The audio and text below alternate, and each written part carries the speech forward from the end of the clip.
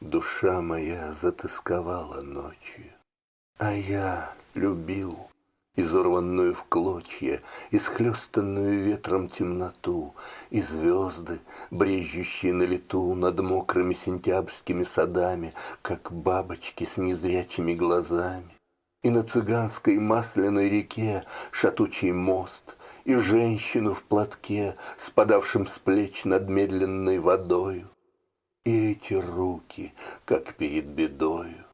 И, кажется, она была жива, жива, как прежде, но ее слова из влажных эл теперь не означали ни счастья, ни желаний, ни печали, и больше мысль не связывала их. Так повелось на свете у живых. Слова горели, как под ветром свечи, и гасли, словно ей легло на плечи все горе всех времен. Мы рядом шли, но этой горькой, как полынь земли, она уже стопами не касалась, и мне живою больше не казалось. Когда-то имя было у нее.